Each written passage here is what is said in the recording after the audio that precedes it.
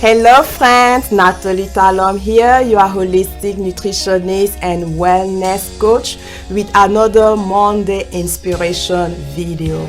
As you know, we are on a trip. Actually, we are on our way back coming from North Carolina, and we decided to stop in Atlanta to visit with our dear friend Dr. Harold Wafo and his lovely wife Patricia. So I am recording this video from his studio. Look at this, it's cool.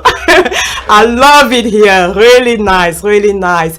So for our Monday inspiration today, the topic is set yourself up for success and happiness in 2021. The word success and happiness, we use them often, and I have found out that the meaning is different from one person to another. And I think that the first step to success and happiness is really to be clear on what it means to you. So I would like to invite you to think with me one moment. Close your eyes and let's say you are successful. What is going on in your life? Explore every area of your life, like career-wise, like financially, socially, on the relationship level, at a spiritual level. What is going on? If you are successful, when you look at your life, different aspect, what is going on? What does it feel like?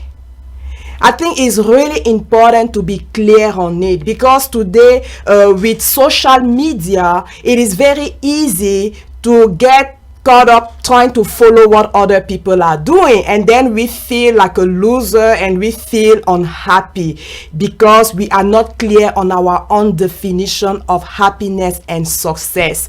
So to give you a better understanding, I'm going to share with you my story. So back in 2012, I really took a serious journey to self-discovery. I was determined to really understand what my purpose here on earth is. There are moments like that in your life where you feel I was feeling down, I was feeling worthless, I wasn't sure what my purpose really is. Back then I was following a career in nursing, and I love it. I mean, healthcare has been a passion for me since I was a child. So I was really excited about my career in nursing, and for me, I really thought that was my purpose. That was I was called to do. But down the road, under unpleasant circumstances, just to say the least, as I was praying, asking God to really take away my dreams and ambition and to give me what He has for my life. You should be careful what you pray for. Suddenly, things changed for me, and it became clear that the Lord was calling me to do something else. And back then, I cannot even describe to you how painful it was. But yet, deep in my heart, I had no doubt that the Lord was calling me to empower His children to live in health, to reclaim their health. It's a very long story. Maybe one day I will share the story with you. But it was really the burden that I had, looking how sick believer around me were, and looking at all the promises of God in the Bible about health. I don't know, it became too personal, and I was crying. My husband and kids can tell you how bad it was. I was just crying daily, like it's not right for us to be that sick, you know. And the Lord really started to speak to me, and it became clear that He was calling me to help His children reclaim His health. And to be honest with you, it made no sense. I didn't know what to do. Where do I even start? Back then, today you will hear a lot of people saying they are health coaches and wellness coaches and stuff like that. But back then, in 2013, 14, it wasn't that popular. So I didn't even know where to start.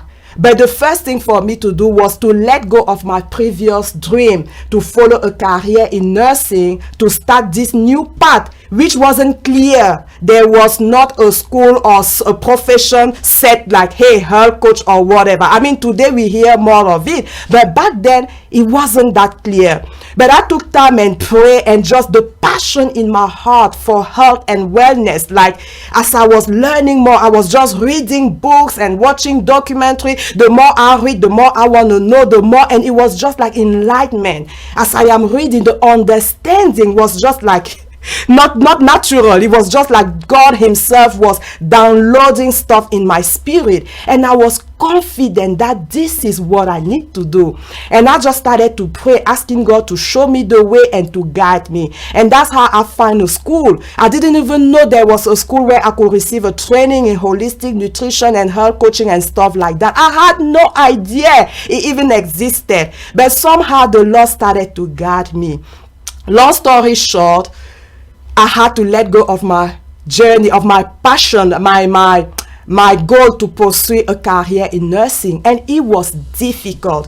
And friends and family around me didn't understand what was going on. My husband was the only one who understood and who was really supporting me. When I decided I'm not going to continue my education in nursing, I'm even going to stop working as a nurse because I have to focus on this thing, nobody understood. I myself, I couldn't really explain, because as I said, it wasn't like a set career. And people would tell me, but you are smart, you were doing good in nursing, you had a good future there. I say, yes, but I just know in my heart that God is calling me to do something else. And I remained faithful. It was hard. I was broken financially because I stopped working as a nurse. But I'm telling you, as I was digging deeper into nutrition and health and stuff like that, the fulfillment, I cannot even explain to you. My wallet was empty, but the joy and the fulfillment that I had, my husband was just like, this is amazing. I've never seen it. And that's how I knew I was following the path that the Lord has for me. So that's just to give you an idea. But I had to detach myself from what the society sees as success and happiness. Back then, my friend thought like maybe I'm a loser or something because I stopped my education, I stopped my job and stuff like that, and I was even broken financially, so based on the world standard, I wasn't successful because the world wants you to the standard that the society has for success is happiness. It's for you to have, maybe you have this big degree, you have this big career, you have this big house, this big car. I mean, there is nothing wrong with those things. But for me, Natalie Talom, it wasn't the way the Lord has set. It wasn't the path God has set for me. But nobody could understand it. So I look back then maybe like a failure, especially because people didn't understand. But I remained faithful on what I believe. And my definition of happiness was for me to know that I am doing what the Lord is calling me to do. And as I see the response in people's life, people telling me how I have helped them improve their health, how I have helped them find their passion and embrace their passion in life.